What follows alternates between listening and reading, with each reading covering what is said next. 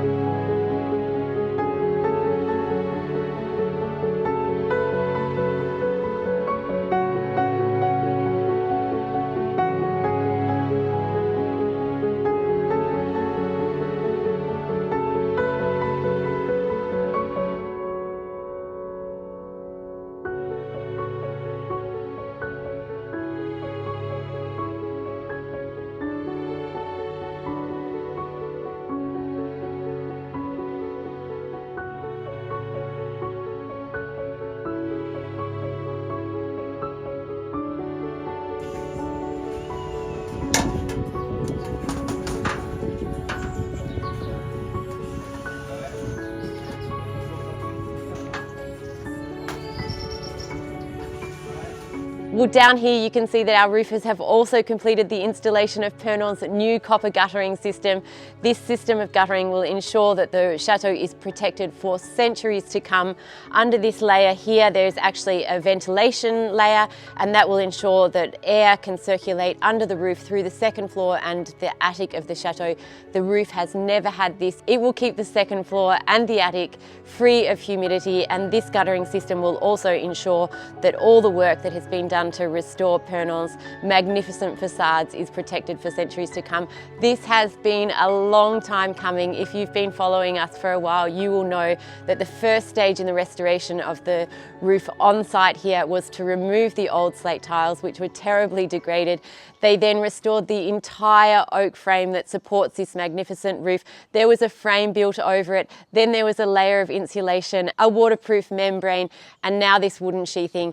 And the final stage is now to finish hand cutting and securing the rest of the 47,000 slate tiles that will protect this roof.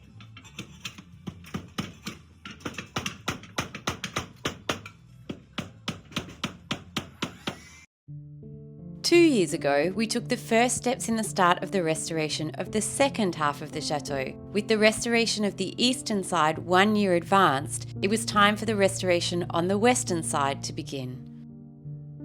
Big day at the chateau today. The guys working behind me are removing the shutters on the western side of the chateau.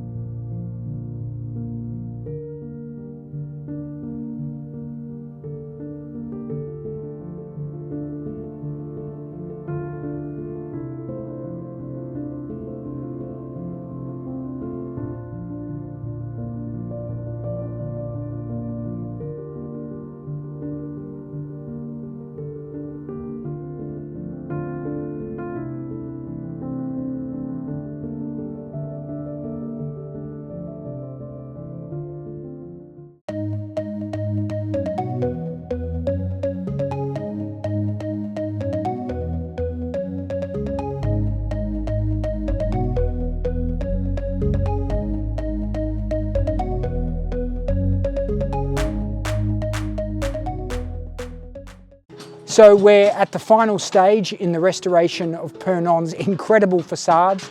That means these fully restored shutters can be put back in place while the scaffolding is still here, giving our carpenters access to it. We've been able to save every single one of Purnon's original shutters, fully restored, repainted with the original linseed oil paint that would have been used at the end of the 18th century, and we're seeing them go back in place now. What a fantastic milestone.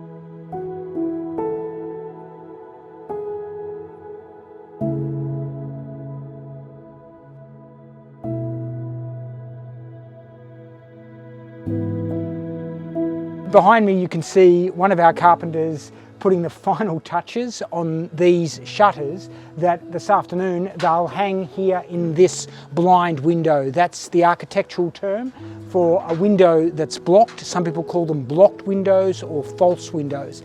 Now there's lots of theories as to why we have blocked windows here at Château de Purnon. Some people say they were placed to avoid window tax, which did exist in France in the period after the chateau was first constructed.